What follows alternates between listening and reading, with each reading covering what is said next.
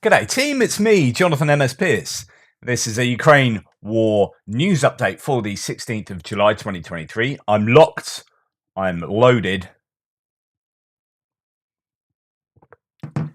freaking ready to go. Right, let's see where we're going to start. Oh, goodness me, it's the usual. The general staff, Ukrainian general staff figures for the Russian losses for the day before, all the usual caveats apply, of course. 500 liquidated personnel, 5 tanks, 7 armoured personnel vehicles.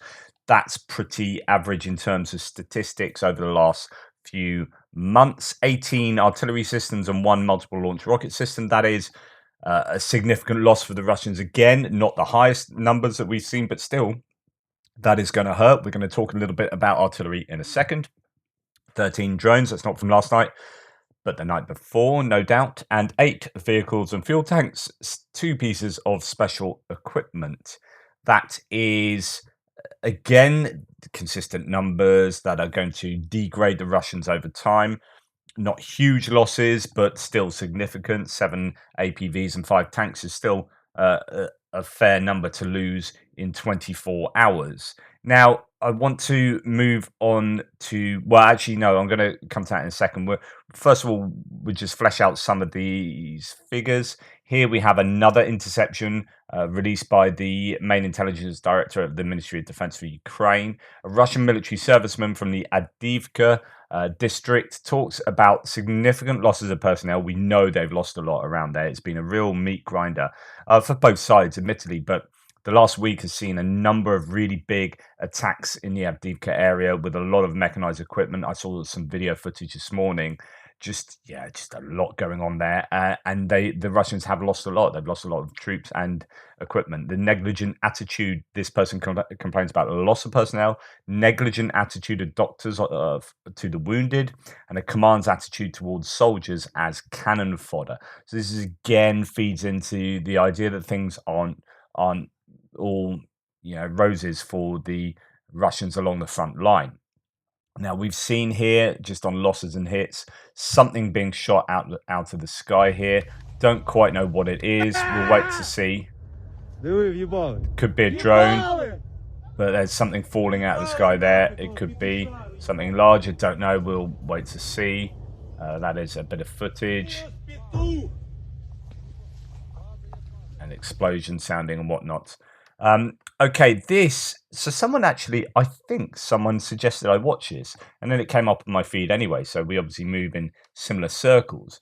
But this is a video on Russian artillery, and first of all says, look, they're starting to lose shed loads of artillery at the moment. We've seen these figures consistently on a daily basis, up to like 40 a day on some days, but pretty much always at the moment above the late teens. So this is reflected in the map, and I want to go, and sorry, not the map, the graph here, and I want to go through Dell's graph again today, or set of graphs, his Excel spreadsheet today in my extra video, just to drop into there and see what the figures are doing.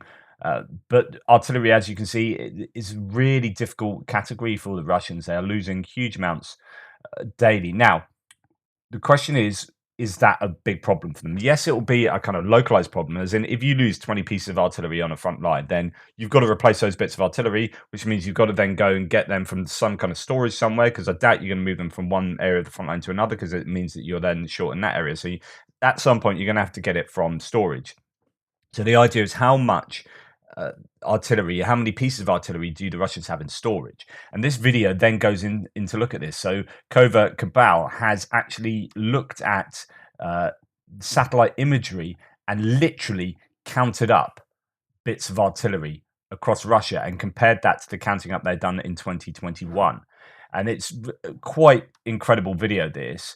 Just the amount of work this guy has put into looking at huge storage facilities. I mean, this is a difference between Russia and, say, the UK. The UK just nothing like this. They just have massive fields or lots of just unused military equipment. It's just phenomenal. But what this means is that actually a lot of this has been sitting there for decades. literally decades. I mean, some of this artillery is really, really old, and the end result is that they have used a lot of artillery.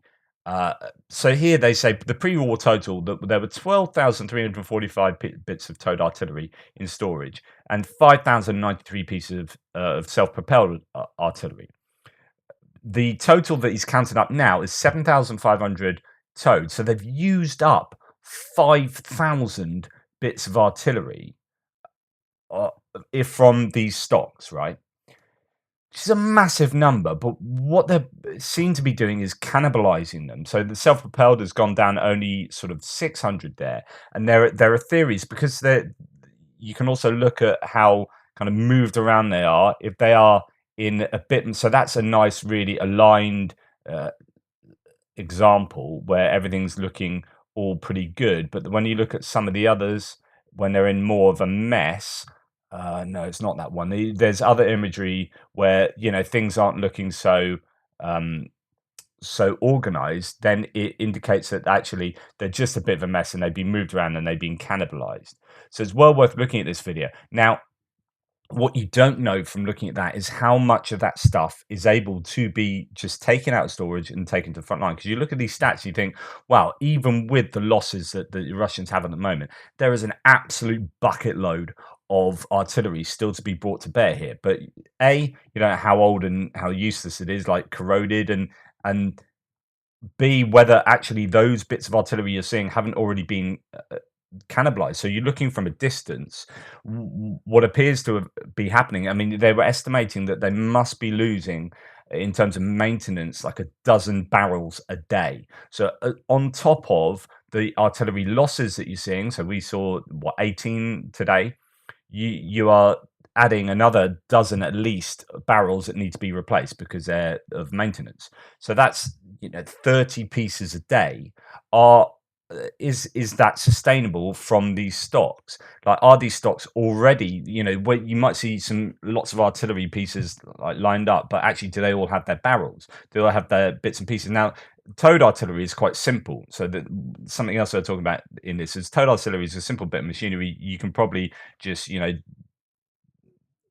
put a bit of T-cut on it, whack it on the back of a truck that you probably don't have anyway, and then shove it onto the front line. But the self-propelled howitzers are far more complicated and far less likely to be able to be brought to the front line. And the idea is that a lot of these look like they have been cannibalized and are far more likely to be cannibalized because they have lots more moving parts, right? Whereas towed artillery, less so. So anyway, on the one hand, Russia have a lot of artillery in stock. On the other hand, they've used up a really high percentage of that. And on the other hand, is how much of this is actually usable?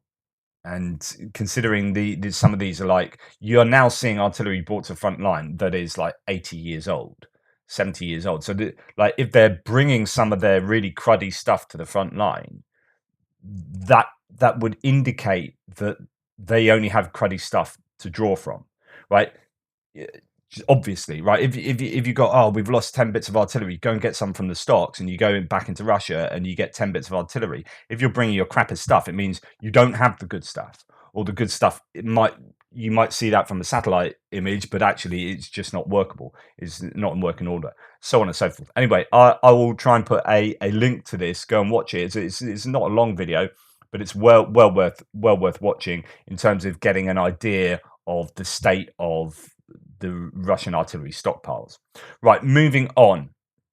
Another one's has bitten the dust, as Tim White says here. Colonel Maxim Kharlamov, commander of Russia's 96th Separate Intelligence Brigade, has been lost. So we are seeing a number of quite high-ranking officials being lost to this war for the Russian side.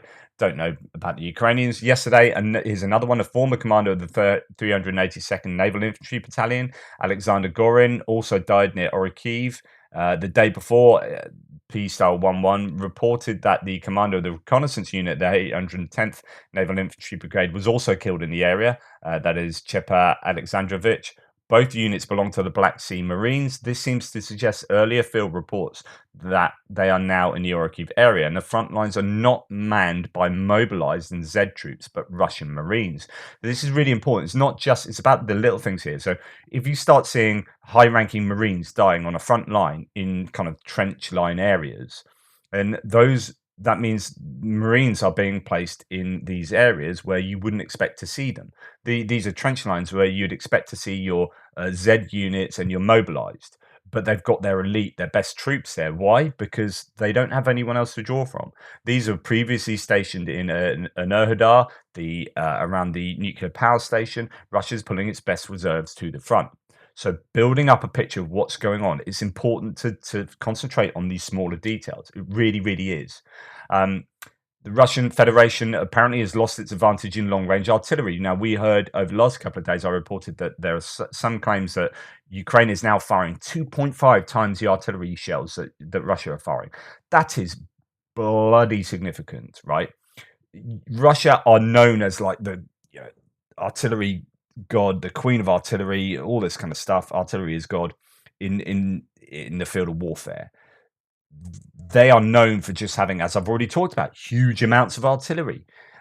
But having lost huge amounts of artillery pieces, having had their ammunition depots absolutely hammered, and having trucks and logistics routes absolutely hammered, they are unable to fire or get ammunition to fire at the Ukrainians at the rates that we've seen them previously. They were firing 60,000 shells a day at the height of this war, apparently, and now they are firing 2.5 times less than fewer shells than the Ukrainians. There's just a really, really significant change there. So this Ukrainian front here says the Russian Federation has lost its advantage in long-range artillery on the Zaporizhia front. That's according to the Bild, German newspaper. This conclusion was made by an expert commenting on a video of the destruction of Russian Jytsint S by HIMARS missiles. Such videos appear more and more often. Russian air defense has no chance against high-precision NATO artillery, HIMARS M270 and Mars 2. So this isn't about the firing rate. This is about seeing just a whole load of videos, and I've shown you a bunch of them, of HIMARS hammering individual pieces of kit. And when you've got an 84-kilometer range on HIMARS and 30-kilometer range, depending on what piece of artillery you're talking about, you have an advantage. There's an asymmetrical situation there where the Ukrainians can outrange, even with like Caesar and Susanna and Panzerhaubitze 2000, they are outranging the Russian artillery systems and pieces. So it is just a matter of time before that attrition really starts to count. Well, you can argue it is already counting now because the firing rate is so low for the Russians compared to the Ukrainians. So the longer this goes on, and I was reading some other analysis saying actually, yeah, they're not making big gains, but they're really making this time count. This is creating a really significant advantage, and actually, it's an advantage that if they'd rushed in and done these counter offensives and not had the issues in the first week where they had columns that were taken out, then actually it wouldn't have gone so well. They may have made more territorial advances, but at huge cost. And actually losing those initial units in those opening days has led to an overall benefit to the Ukrainians. So lots of people might be saying, oh, it's taking so long. But actually what they've done is saying, right, that's a bad idea. Let's pull back and let's really establish an advantage with our artillery and hitting targets behind enemy lines. And actually, that is now showing itself to be a massive advantage to the Ukrainians. The question is, when will be the moment that they make that advantage, materialize in terms of territory, and what will happen when they do advance? So you're hoping with all of this taking out of artillery and air defense systems and whatnot, that when they do go for these large counteroffensive maneuvers, actually the Russians will be far, far less able to deal with them in the same way that they were able to deal with them in the first few days. That would be the assumption. Right, going on to strikes. Satellite images before and after of a strike on a Russian ammunition warehouse in Novoolexivka. That's not Novoselivska up in the Svatova front line. So last night in Novoaleksivka, occupied Kherson region, there was an arrival in a Russian ammunition depot. The sounds of secondary detonation were heard until 6 o'clock this morning, says No Reports, and this was yesterday. I didn't report on this. This place is a logistical hub between Melitopol and Jankoy, which is a railway hub and airbase at the north of Crimea.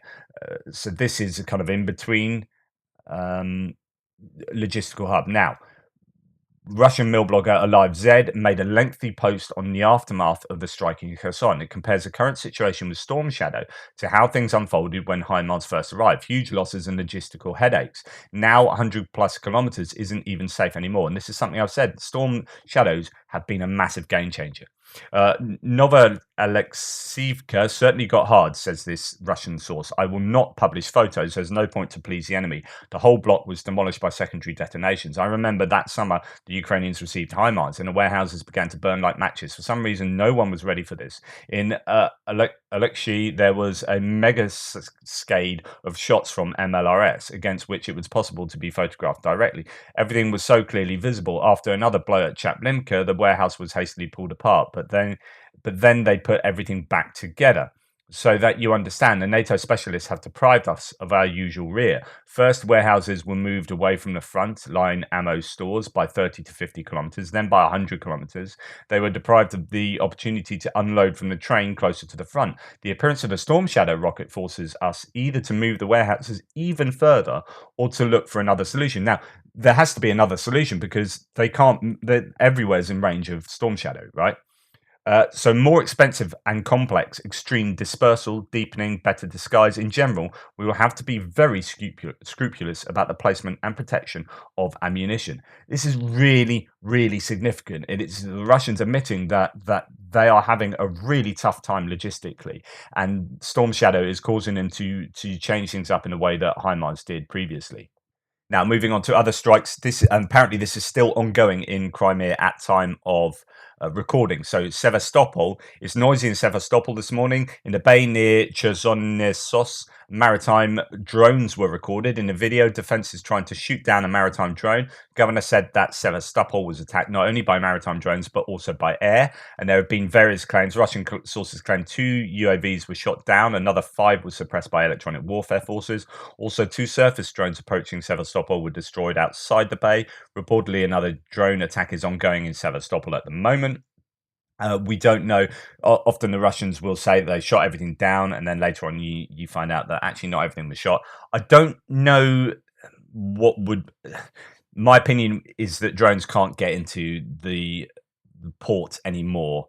That I think the Russians have probably got too much defensive stuff set up there. Whether this is just like more of a psychological thing than anything else, I don't know, or whether they were going for targets outside of the port, I don't know. But anyway, Sevastopol under a lot of pressure at the moment from air and sea. For the third time today already, explosions, and this is yesterday, what I heard in occupied Tokmak. I can understand the FSB officers are taking their relatives out. So this is the claim I made the other day, that FSB officers are taking families out of Tokmak, which is to understand that things are difficult there now, but also, we're not too sure Tokmak's going to be the safest place going forward with the counteroffensive. So, looking at the activity of the FSB there is a pretty good indication of how the Russians are feeling. But yeah, Tokmak is routinely hammered every day, as is Berdyansk. So here we have explosions in, actually this is Luhansk, this picture is from, both in Luhansk and Berdyansk, to, the opposite ends of the front line there. Ukrainian forces hit a Russian target in Luhansk with Storm Shadow cruise missile, and you can see some fairly significant explosions. Something is going up there. A very dark black smoke in one of those explosions can be seen. Significant explosions there. And here is something that went viral yesterday. It's an explosion in Alexei, and we know that because the guy said something like, "Oh, here we are in Alexei" at the beginning of the video. Называется населенный пункт Олешки.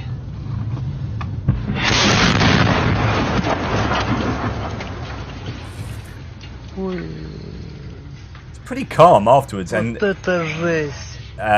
obviously the windscreen is cracked there, Прикинь. so on and so forth. So that is shelling in Alexei. So Alexei is under quite a bit of, in fact, there might even be fires around Alexei. Huge plumes arise around occupied Alexei after shelling. The forest south of the city would be on fire, or that could be on fire. Last 24 to 48 hours, lots of artillery activity is reported in the area. So Alexei is under a lot of pressure, and we're going to go on and talk about that. I have a feeling things might get a bit funky across the Dnipro and in Kherson. There's been rumors about this. Indeed, Ukrainians have even said we're getting ready for a big counter attack around there. You think, is that a double bluff? Then is it a triple bluff? In terms of strikes, Kharkiv has been hit for S-300 missiles last night. 2 were intercepted, but 2 rockets hit the ground in the stadium and on the road surface in the Shevchenkiv district. But as someone says here, of those 2, tonight Russia fired blah blah blah. They call it high precision strike, but in fact it's terrorizing the civilians. So 2 high precision guided missiles, S-300s, except they're not really, when you use them in ground to ground, they have a very low circle error probable compared to other missiles they could use. But they choose to use these, and they hit the ground in the middle of a stadium and a road somewhere else outside. You're thinking, well, what are you doing? Anyway, Kramatorsk has been hit, just gets continually shelled, but that's not unusual. Like, there are so many towns along the front line, as I talked about yesterday with regard to Hyliopole, that just get routinely hammered. Nikopol, Mahanets, all of these places, Kramatorsk. So yeah, this happens again.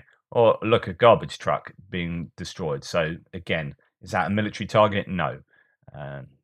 Right, moving on from strikes, we're going to look at other bits and pieces. Here we have, again, we're going to go back to high officials in the military administration here. It looks like the purges of the ranks of the Russian army continue. Russian sources say that Major General Vladimir Selivestrov, who commanded the 106th Airborne Division, so these are your elite troops, which is now located in the Bakhmut direction, was fired, as claimed due to, quote, unaccommodating character. So the rumor is he was fired because he's one that likes to stand up for his troops. He speaks on behalf of his troops, like Popov, who was suddenly disappeared. If you're going to stand up for your troops, you're off ski.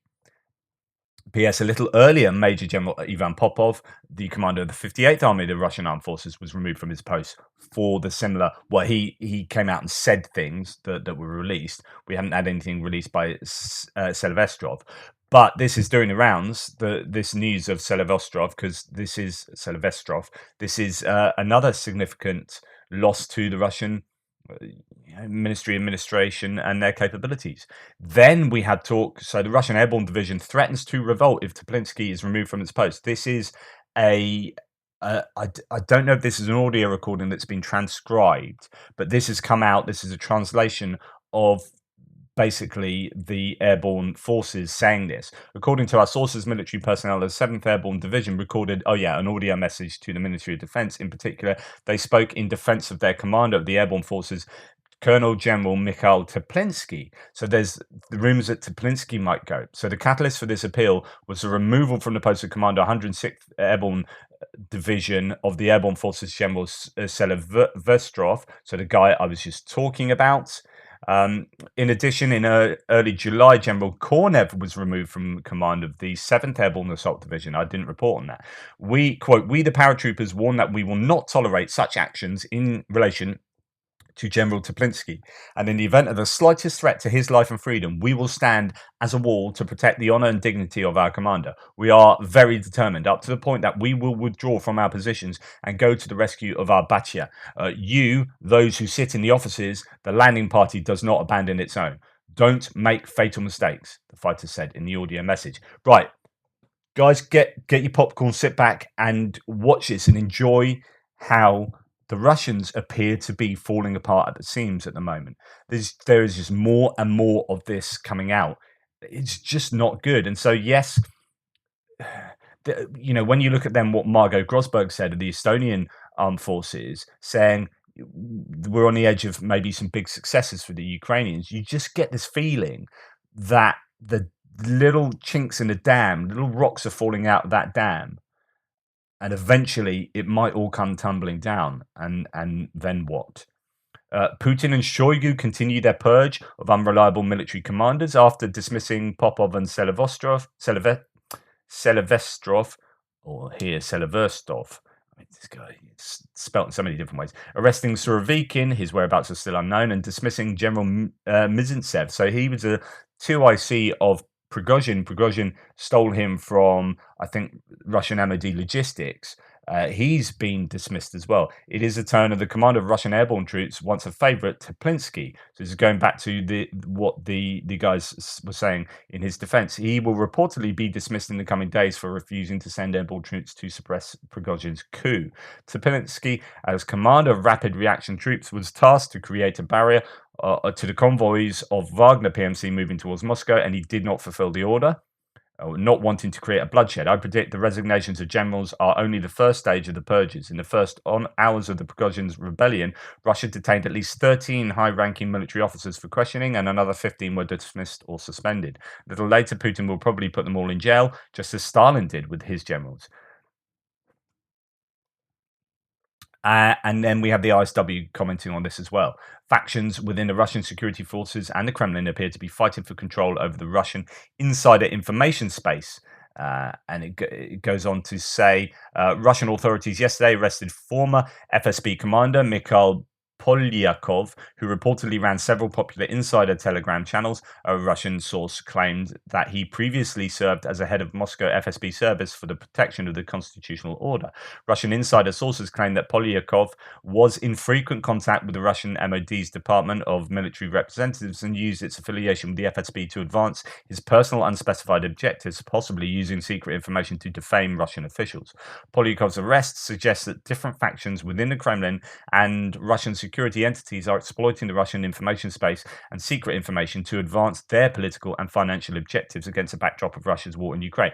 We've talked, I mean, I've talked long and hard about how Putin has a very narrow pillar of administration around him. So many dictatorships sit atop a pyramid, and actually quite often you get like a wider level below the top. So you have one and then several and then more and more, and there are enough people below the level of the individual dictator that can usurp power, right? But Putin has made it such that it's very narrow. He's got rid of lots of people around the edges, either put them in prison or they've fallen out of windows, so that actually the people around him have been curated by him over a long period of time, such that they don't really present a threat to him. Like Shoigu and Gerasimov are never going to stab him in the back and become leaders. They are, and that's perhaps why they're still in their places, because Putin knows that he can control them. Whereas someone like Prigozhin is too possibly power hungry and dangerous to him to have there officially, but still presents some utility to Putin, so keeps him like out there, but not in here. So the power within the Kremlin, that power is very narrow, but there still seems to be things going on here. And when you start hearing stuff like this going on behind closed doors, there are machinations taking place. You start putting all this together with like high-ranking members dying in the front line, but then other high-ranking members being sacked and moved sideways and this and that. All of this is a sign that things are not well. Something is rotten in the state of the Kremlin. And it is really serious, and I think this will only get more serious. I think as people within the Kremlin realize that this war is not good for Russia, and you've got a lot of oligarchs going, we need this to stop, a lot of people losing money hand over fist, you will have people going, right, things need to change. I don't think Putin is all that safe.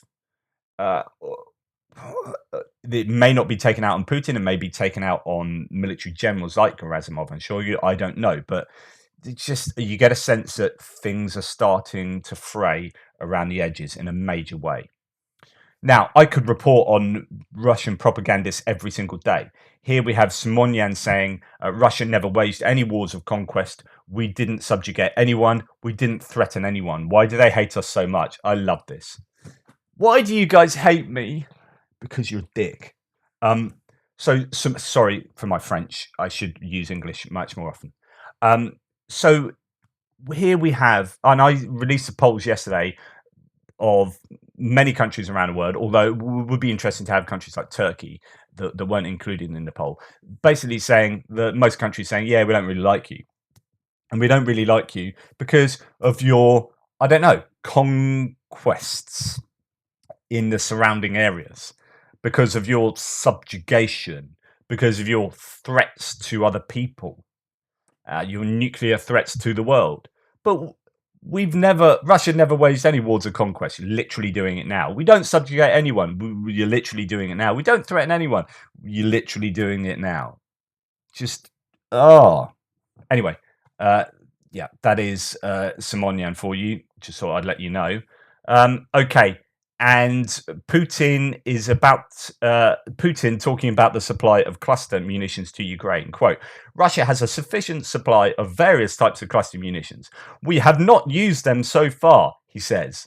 There was no such need. But if they are used against us, we reserve the right to mirror actions. We will use them if you use them against us, but we've never used them. Meanwhile, there's loads of evidence that they've used them.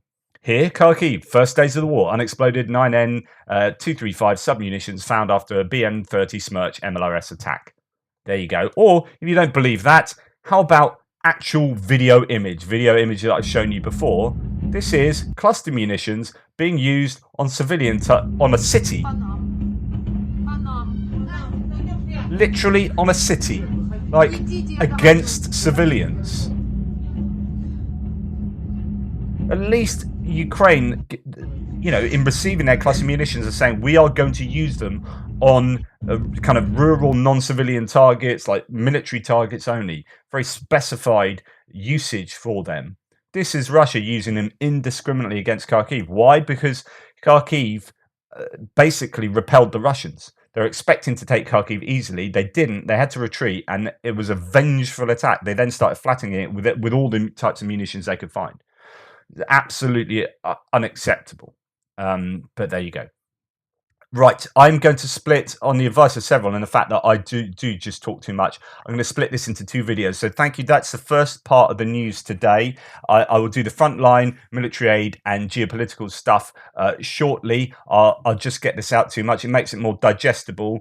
You can watch them both, obviously, one after the other, and it won't make too much difference in your watching the habits. Thank you so much. I'll be with you with part two of the news shortly.